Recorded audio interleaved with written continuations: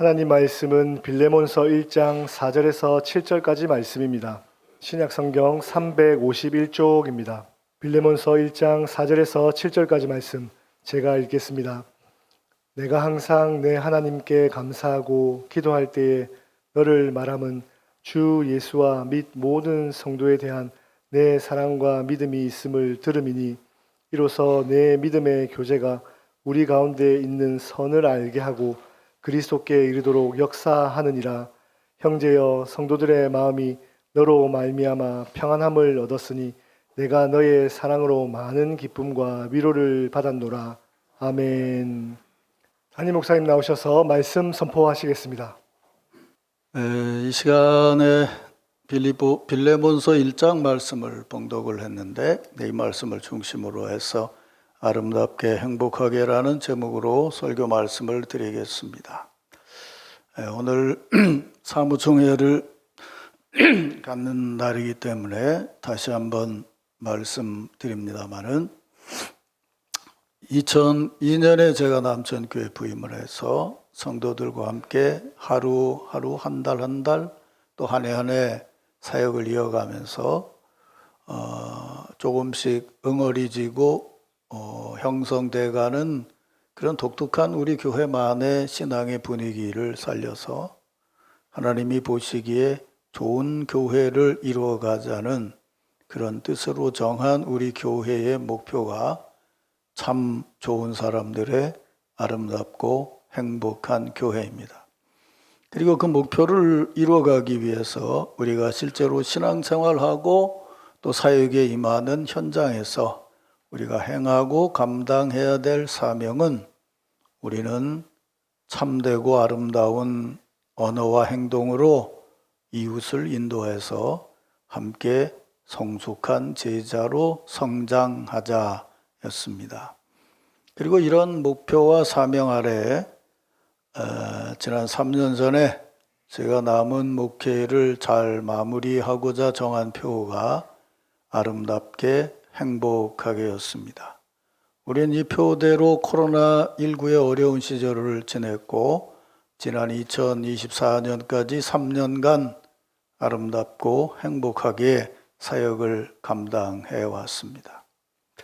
돌아보면 지금까지의 저의 목회 여정이 다 그렇습니다마는 지난 2024년 한 해 사역도 온전히 하나님의 은혜와 인도하심이었기에 먼저 성삼위 하나님께 찬미와 영광을 올려드립니다. 그리고 이 모든 것이 우리 성도들이 기도로 한 마음이 되어서 정성껏 헌신함으로 사명을 감당해서 이루어진 것이기에 담임하는 목사로서 성도 여러분들께 진심으로 감사하다는 말씀을 드립니다. 이렇게 아름답고 행복하게 마지막 3년 사역을 마무리하고 이제 내년 봄이면 리더십이 교체가 되는데 올해 표를 어떻게 해야 되나 또 새로운 목사님이 오셔서 정하고 또 인도해 나가겠지만 그냥 저는 똑같이 아름답게 행복하게라고 정하고 오늘 사무총회를 갔습니다. 근데 이 표를 다시 말씀드리는 데는 저 나름대로 두 가지 의미를 더 생각하고 있습니다. 하나는 그동안 아름답게 행복하게 주의 사역을 잘 감당해 왔기에 그 바탕 위에서 더 아름답게 더 행복하게 주의 사역을 감당하자는 뜻이 담겨져 있고 또 하나는 새롭게 리더십을 이어받을 새 목사님과 더불어서 더 아름답게 더 행복하게 사역에 임해달라고 하는 부탁의 마음이 담겨져 있습니다. 사랑하는 성도 여러분, 오늘 사무총회가 제가 담임 목사로서 여러분들과 함께하는 사무총회로는 마지막 사무총회가 됩니다. 그러기에 여러분들을 진심으로 축복합니다. 지금까지 아름답게 행복하게 남천 공동체 안에서 배우고 교제하고 섬기고 선교해왔던 여러분의 모습으로 더 아름답게 더 행복하게 공동체를 이루어 가시기를 주의 이름으로 축원합니다. 이제 리더십이 바뀌어서 새로운 담임 목사님을 모시게 될 때 그분과 더불어서 더 아름답게, 더 행복하게 주의 사역을 잘 감당해 나가시기를 주의 이름으로 축원합니다. 이제 이런 마음으로 오늘 사무총회 축복 인사를 나누겠습니다. 이제 뭐 코로나도 끝났고 하니까 옆에 있는 분들 좀 손을 따뜻하게 잡으시고 이렇게 축복하시기 바랍니다. 그동안 참 아름다웠습니다. 이렇게 축복하셨어요. 그동안 참 행복했습니다. 이번에는 좀 하트를 이쁘게 하고, 박춘주 장로님 하트 잘 못하시는데 해보시오. 하트를 좀 이쁘게 하고, 새해는 더 아름다우세요. 이렇게 한 번 더 하겠습니다. 새해는 더 행복하세요. 아, 이 분위기 참 좋습니다. 자, 이런 축복을 마음에 담고 오늘 주신 말씀을 보면서 2025년 새해를 더 아름답게, 더 행복하게 신앙생활하기를 원하는 여러분들에게 주시는 하나님의 말씀을 듣겠습니다. 지난 3년간 이 말씀을 읽고 설교 말씀을 드렸기 때문에 이 빌레몬서에 담긴 사연을 여러분들이 잘 아실 거예요. 빌레몬에게서 도망간 종인 오네시모, 11절 말씀대로 하면 전에는 무익했던 내 종인 오네시모, 하지만 10절 말씀에 보면 지금은 나와 너에게 유익하게 변한 종 오네시모를 용서하고 받아줄 것을 구하는 편지입니다. 사도 바울은 빌레몬에게 그에게서 도망간 종 오네시모, 그가 감옥 생활을 하는 사도 바울을 만나서 이제 감옥 생활을 하는데 어떻게 오네시모가 만날 수 있냐, 이제 이런 물음이 생기죠. 근데 지금 같은 교도소 생활을 한 게 아니고 왕궁에 가까운 데에다가 집을 한 채 얻어주고 사도 바울을 거기서 혼자 살게 했던 거예요.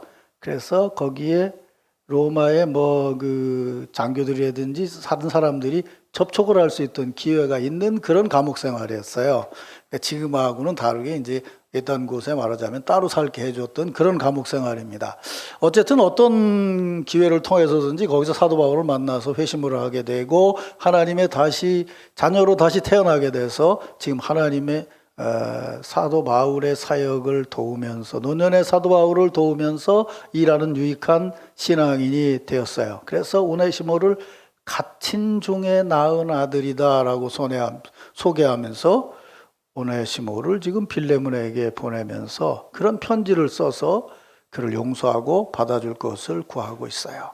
지금 나와 내게 유익한 종인 오네시모를 용서하고 용납해서 그가 나를 돕는 사역을 자유로운 마음으로 할 수 있도록 도와달라고 하는 그런 편지였어요. 제가 작년에도 이런 물음을 드렸는데 이 대목에서 우리가 현실적으로 드는 물음은 그거예요.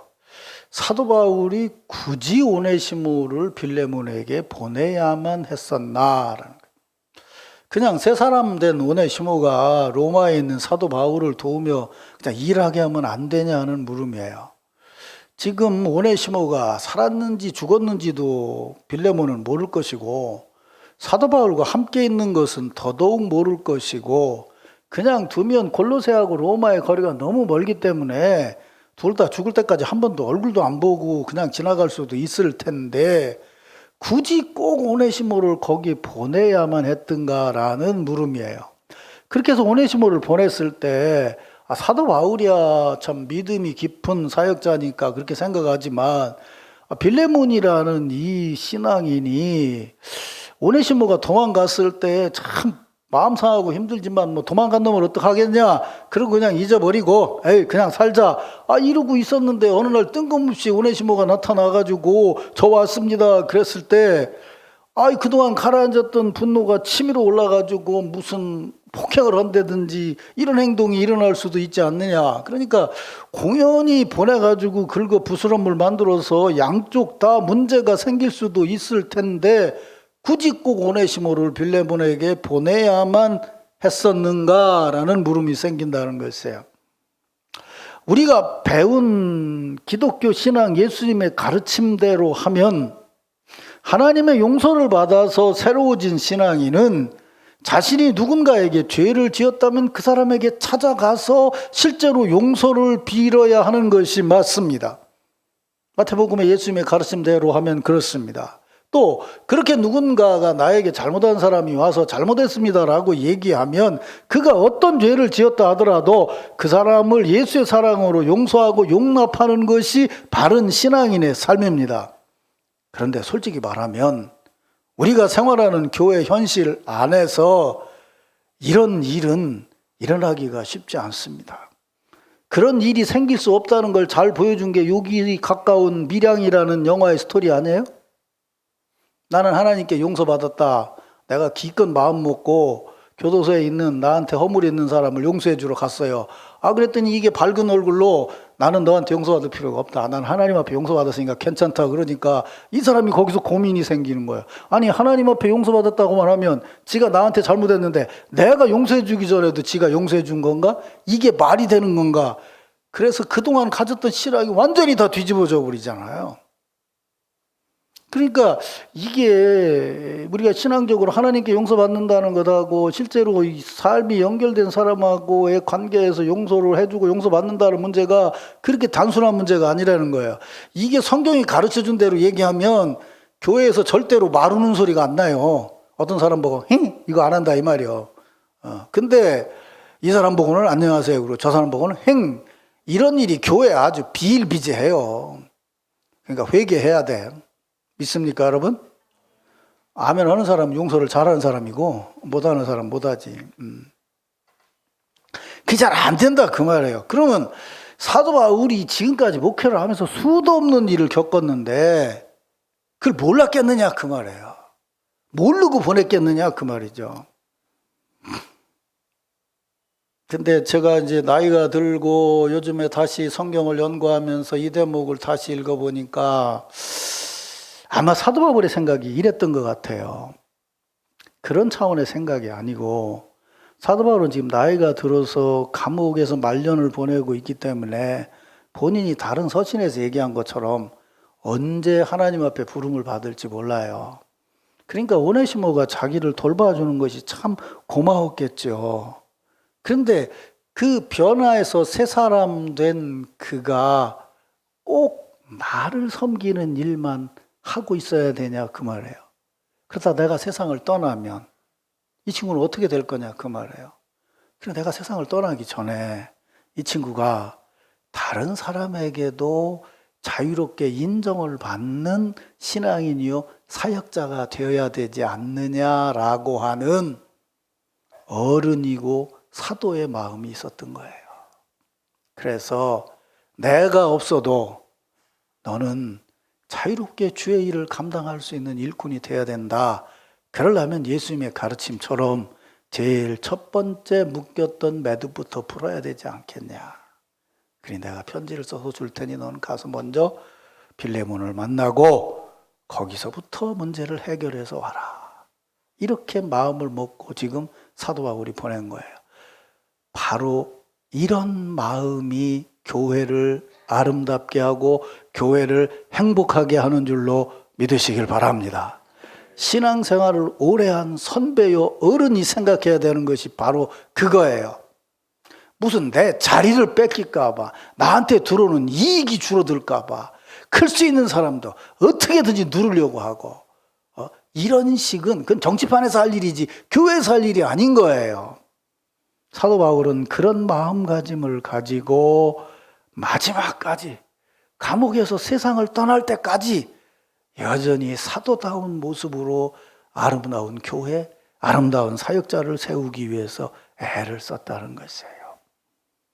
저는 이제 은퇴를 앞둔 목사로서 여러분들에게 감히 부탁하고 싶은 것이 그거예요.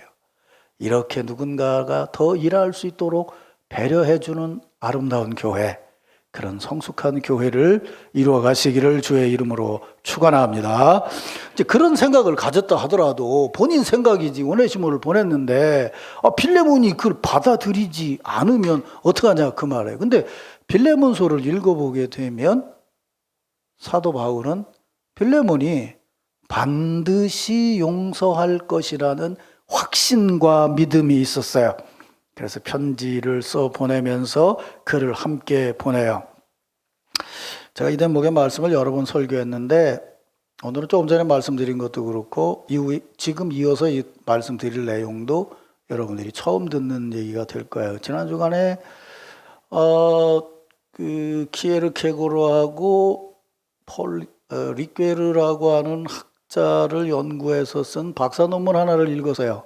근데 그 대목을 읽는데 아주 탁 와닿는 게 있더라고요. 그 키에르케고르가 자기 이름이 아닌 가명으로 쓴 글 중에 반복이라는 책이 있어요. 그래서 제가 사놓은 게 있어서 얼른 꺼내서 이제 그 책을 쭉 다 읽어봤어요. 여러분은 그 책을 읽으려고 하지 마시길 바랍니다. 읽다가 세상 떠납니다. 그래서 오늘은 제가 그때 깨달은 의미로 여러분들에게 이 대목의 말씀을 조금 새롭게 설명을 하려고 해요. 그러면 자기가 연애하다 실패한 걸 얘기를 하면서 이제 성경의 얘기를 하나 끌어들이는데 누구 얘기를 끌어들이냐면 욥의 얘기를 해요. 키에르케고르가. 자, 욥이라는 사람이 갑자기 어려운 고난을 당했는데 그 고난과 더불어 그가 부딪힌 게 두 가지가 있었어요. 하나는 뭐냐면 친구들이 와서 너는 죄인이기 때문에 이런 일을 당한다라고 말했어요. 근데 부인은 뭐라고 말하느냐 하면 네가 죄인이라고 말하는 게 아니라 너 같은 사람을 괴롭히는 하나님은 불의한 하나님이라고 지적을 해요. 그래서 뭐라고 얘기해요? 너는 하나님 원망하고 죽어라. 이렇게 얘기를 했다는 거예요. 그러니까 하나님을 불신하라는 얘기예요. 그러니까 육체적으로도 지독한 고통을 겪고 있는데 심리적으로도 더 어려운 걸 겪고 있어요. 하나는 뭐냐면 너는 지독한 죄인이다라고 하는 위협이고 또 하나는 뭐냐면 하나님을 불신하라는 위협이에요. 그 두 가지가 육체적인 고난보다 더 힘들었어요. 이거 잘 생각하셔야 돼요. 우리가 신앙생활하면서 어떤 일을 겪었을 때 누군가 나보고 얘기해. 그건 네가 죄인이기 때문에라고 지적을 할 수가 있고 또 하나는 내가 잘하는데 너는 그런 일을 당하면 안 되는데 하나님이 너를 그렇게 했다고 그러면 그 하나님 믿어서 되겠냐라고 하는 유혹과 시련이 다가온다는 거예요. 이 두 가지가 사람을 시련에 빠지게 하는데 그런 어려움을 겪으면서 그 욥은 인내하고 그 시련을 겪어 나가서 마지막에 회복이 되게 된다는 거예요. 그 회복은 우리가 아는 대로 이전에 예배들 드리던 자에서 다시 예배를 드리는 자고 재산도 회복이 되고 자녀도 회복이 됐어요. 키에르케고르는 뭐라고 얘기하냐면 이 과정이 신앙적인 반복이라는 거예요. 그러니까 여러분이 생각하고 있는 반복, 똑같은 일을 계속한다는 의미보다 훨씬 더 신앙적인 의미예요. 그러니까 이전에 하나님을 예배했던 욥이 잘 나갈 때도 예배를 드렸지만 고난과 시련의 과정에서 그 예배가 무너지지 않고 그러니까 자기가 죄인이라고 해서 완전히 망치지도 않고 하나님이 이런 일을 주냐 해서 하나님에 대한 불신으로 무너지지 않고 자기도 부정하거나 하나님도 부정하는 것이 아니라 하나님의 뜻은 내가 모르고 나는 주님 앞에 여전히 어리석은 자고 부족한 자입니다 라고 하는 겸손과 인내로 참아서 지나왔더니 그가 다시 예배자로 설 수 있는 신앙적인 반복이 생겨지게 됐다는 거예요. 이거를 그리스 철학과 얘기를 하면서 플라톤은 이 대목을 뒤집어서 얘기해서 뭐라고 얘기하냐면 상기라고 얘기해요. 과거를 기억하는 상기라는 거예요. 근데 기독교인은 그 상황에서 상기를 해야 되는 게 아니고 반복을 해야 된다는 거예요. 상기라는 건 뭐냐? 과거에 대한 기억이라는 거예요. 반복은 뭐냐? 미래를 향한 기억이라는 거예요. 그러면서 아주 의미 있는 말을 해요. 하나님은 상기하심으로 세상을 만든 것이 아니라 반복하심으로 세상을 만들었다는 거예요. 보세요.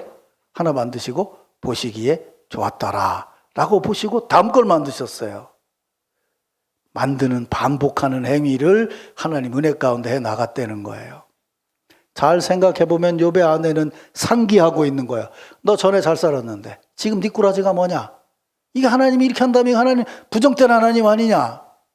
그렇게 상기하고 있다는 거예요. 내가 예전에 신앙생활 잘했어요. 근데 지금 어렵고 힘든 일이 생겼어요. 누군가 얘기를 해요. 에이씨, 내가 교회를 잘못했겠으니까 그렇지. 하나님이 있다 그러면 나한테 이런 일이 일어날 수가 있어? 그게 상기라는 거예요. 근데 그런 걸로 신앙생활을 하는 사람이 적지 않다는 거예요. 그런데 욥이라는 사람은 그 고난의 시간 중에 하나님 불의한 하나님이라고 생각하지 않았어요. 자신에 대해서 지적하는 것도 굳이 그걸 헤매거나 넘어지려고 하지 않았어요. 그러니까 불신의 자리로 떨어지지도 않았고 하나님을 부정하는 자리에도 떨어지지 않았고 그 시간을 인내함으로써 지속적으로 이겨나가게 되어서 그 반복으로 잃었던 것을 현실에서 되찾을 수 있었다는 거예요. 고난 중에 하나님 앞에서 자기의 연약함을 고백하고 그 신앙으로 참고 이겼더니 그의 삶에 다시 반복의 역사가 일어났다는 거예요. 믿습니까, 여러분? 반복이라는 것은 잃었던 것을 현실에서 되찾음으로 현실을 변화시키고 미래를 여는 것이고 그 이상적인 것을 알고 있는 것, 이건 바른 것이라고 생각하는 하나님의 가르침을 알고 있는데 현실에서는 그게 따라지지 않았을 때 무너지고 넘어지는 것이 아니라 그것을 비전으로 보면서 여전히 참고 이기고 인내하면서 다시 그 자리를 회복해 나가는 것이 신앙적인 반복이라는 거예요. 자, 이 틀을 가지고 오늘 본문을 보자고요. 5절 말씀에 이렇게 말해요. 사도 바울이 빌레몬을 향해서 이렇게 말합니다. 주 예수와 및 모든 성도에 대한 내 사랑과 믿음이 있음을 들었다라고 말해요. 이 사도 바울의 말에 빌레몬이 겪은 반복이 들어있어요. 성경에는 나와 있지 않지만 이런 거예요. 빌레몬은 지금 골로새 교인의 중직자예요. 어느 정도 중직자냐면 골로새 교회는 그 지역에 있는 세 교회 중에서 가장 약했어요. 지진도 나고 그래서 굉장히 약해서 아주 작은 교회였기 때문에 지금 빌레몬이라는 사람 집에서 예배를 모이고 있어요. 빌레몬이라는 사람의 집이 교회예요. 그렇게 성도들을, 근데 그때 예배만 드리는 게 아니고 예배 후에는 반드시 성찬 예식이 있고 교제가 있었어요. 그 예배 드린 다음에 전 교인에 대한 식사를 빌레몬이 매주 대접하고 있어요. 사도 바울이 들은 거예요. 근데 이 빌레몬이라는 사람은 어떤 사람이냐? 골로새에 살고 있는데 사도 바울은 골로새에 간 적이 없어요. 에베소에서 두란노 서원을 세워서 성경 말씀을 가르칠 때에 빌레몬이라는 사람이 와서 성경을 배우고 에바브라는 사도와 함께 골로새에 가서 교회를 세운 사람이에요. 이걸 구조적으로 보면 이런 거예요.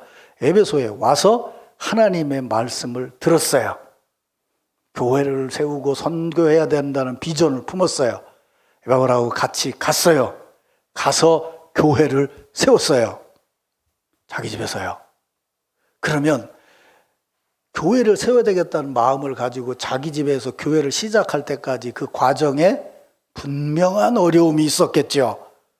비전을 품고 어려움을 이기면서 품은 비전을 반복해서 교회를 세웠어요. 교회를 세운 다음에도 또 지진이 나고 어려움이 생겼어요. 그래서 자기 집에 모이게 했어요. 매주일 식사를 대접해요. 교회를 세운 이후에 또 다른 어려움이 있었고 그것을 반복함으로 이겨서 지금 사도 바울이 들으니까 당신은 예수에 대한 믿음과 사랑이 있고 성도에 대한 믿음과 사랑이 있다는 것을 들었다는 거예요. 그러면서 6절에 보면 뭐라고 얘기하냐? 내 믿음의 교제가 우리 가운데 있는 선을 알게 했다. 여기 선은 뭐냐면 복과 행복이에요. 내가 반복해서 헌신함으로 모든 성도들이 행복하다. 믿습니까, 여러분? 행복하다는 거예요. 그리고 뭐라는 거예요? 성도들의 마음이 편안함을 얻었다는 거예요. 그리고 그 소식을 들어서 감옥에 있는 나까지 기뻐하고 위로를 받고 있다는 거예요. 그러니까 지금 빌레몬은 두 단계의 반복을 통해서 교회를 아름답게 행복하게 이끌어가고 있는 거예요. 교회뿐만 아니라 그에게 성경 말씀을 가르친 사도 바울까지도 행복하고 기쁘게 해주고 있다는 거예요. 그런 빌레몬이기 때문에 사도 바울은 다시 한번 내가 가지고 있는 사랑으로 이 일을 반복했으면 좋겠다라고 권하는 게 있어요. 8절 9절 보세요. 이러므로 내가 그리스도 안에서 아주 담대하게 너에게 마땅한 일로 명할 수도 있으나 도리어 사랑으로서 너에게 간구하는데 내가 옥중에서 낳은 아들인 오네시모를 네가 용납해 주었으면 좋겠다라고 편지를 썼다는 거예요. 지금 믿음과 사랑의 교제로 교회 공동체 안에서 모든 사람에게 평안을 주고 행복함을 주고, 그래서 바울에게까지 기쁨과 감사를 넘치게 하고 있는 중견 신앙인인 빌레몬에게 지금까지 당신이 예수 그리스도 안에서 모든 성도들을 믿음과 사랑으로 대하고 교제하고 섬기고 살아온 그 신앙으로 다시 반복해서 오네시모를 용서하고 용납함으로 더 아름답고 더 행복한 교회를 세웠으면 좋겠다고 사랑으로 권하고 있다는 거예요. 근데 앞에서 말씀드린 것처럼 이거는 좀 다른 거죠. 생각해 보세요. 여러분 현실을 생각해 보자고요.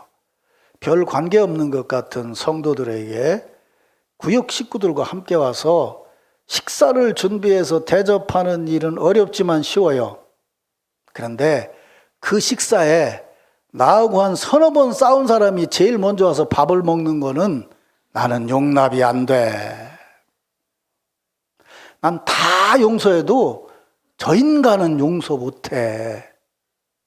이 사람은요, 현상학적으로 보면요, 과학적으로 보는 게 아니에요. 자기 마음이 지향하고 있는 걸 가지고 사람을 보게 돼 있어요.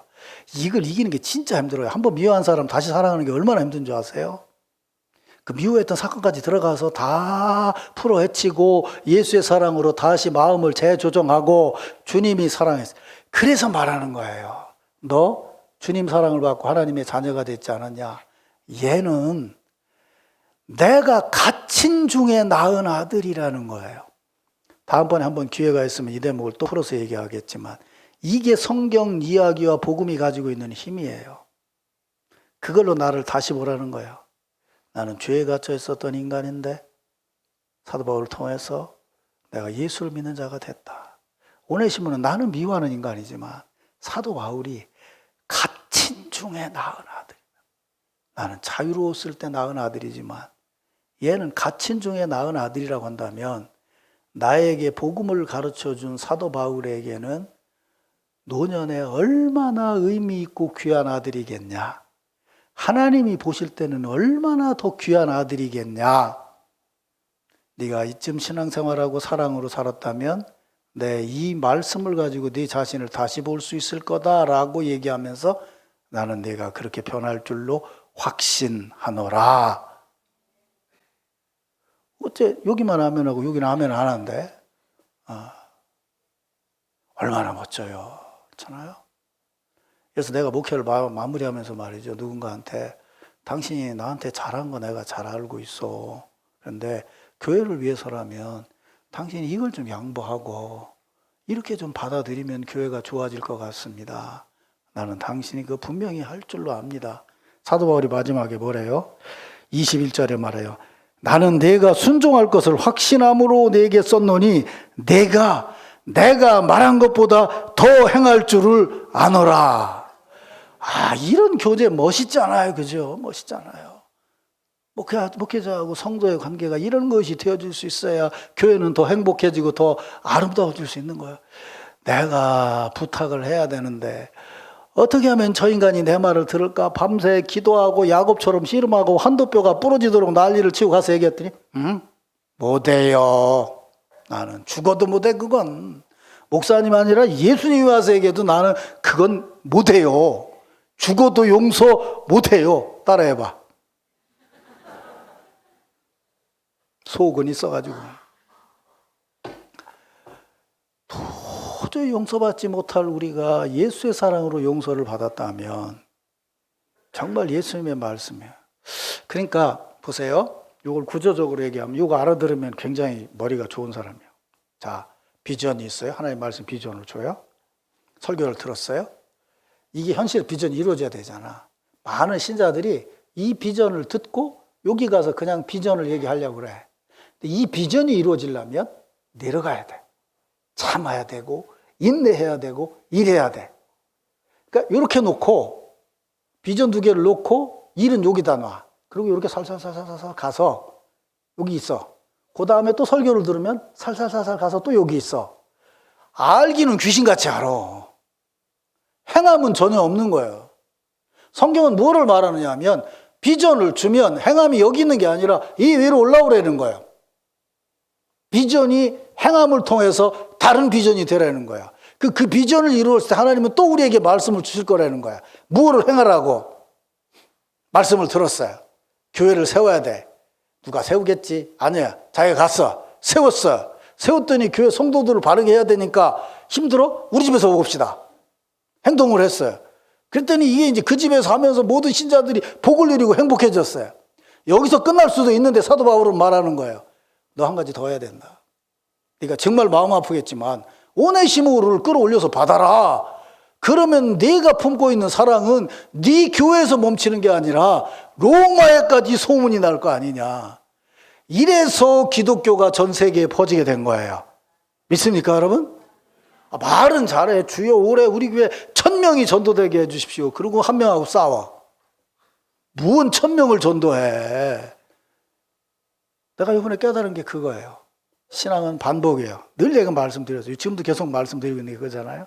우리가 지금 어떻게 행동하고 있느냐, 서 있는 자리에서 내가 무엇을 해야 되느냐라고 얘기했을 때 놀랍게 하나님도 반복하고 계신다는 거예요.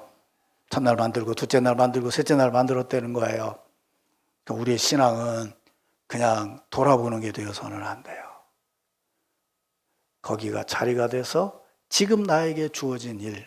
그러니까 내가 여러분들에게 사무총회를 하면서 감사하다는 말씀 드릴 거예요. 올해 이 어려운 때 우리가 엘리베이터 헌금을 했어요. 엘리베이터 헌금이 무려 2억이에요. 우리 교회가 4억이 조금 넘는데 올해 여러분들이 헌금한 금액이 얼마냐면 8억 5천을 헌금을 했어요. 놀라지도 않네. 8억 5천을 헌금을 했어요. 올해 이 어려운 때에. 정말 감사해요, 목사로서. 나중에 계산하면 아니 어떻게 이렇게까지 하나님이 역사하시고 우리 성도들이 헌금할 수 있는가. 이 어려운 때에 어르신들을 위해서 엘리베이터를 놓는 일에 이렇게 마음을 모을 수가 있는가. 여러분들이 협조가 아니었다면 1억 5천 예산 세웠던 옛날 생각하고 1억 5천 예산 세워서 엘리베이터 공사를 시작을 했는데 엘리베이터 공사에 꼭 들어간 게 3억이 들어갔어요. 저쪽에 열평 대지를 정리하고 하면서 했는데 그거 안 했으면 한 1억 정도가 정말 모자랄 뻔했죠. 근데 2억을 여러분들이 헌금을 해주셨어요. 선교 헌금하고 필리핀 선교 헌금하고 경상교 헌금하고 정말 담임 목사로서 감사를 해요. 여러분들 여전히. 그래서 나는 믿고 있어요. 나하고 이렇게 일했는데 내가 무언가 또 다른 비전을 제시해 주면 내가 없더라도 새로운 목사님하고 또 새로운 신앙의 역사, 더 아름답고 행복한 역사를 이루어갈 줄로 믿습니다. 이게 우리 교회의 영적인 저력이라고 나는 분명히 확신해요. 이제 설교를 마무리하겠습니다. 오늘 읽은 말씀을 제가 다시 한번 읽겠습니다.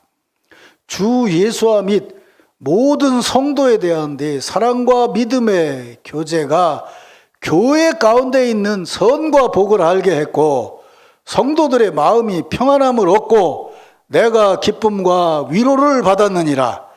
나는 네가 순종할 것을 확신함으로 내게 썼노니 네가 내가 말한 것보다 더 행할 줄을 아노라.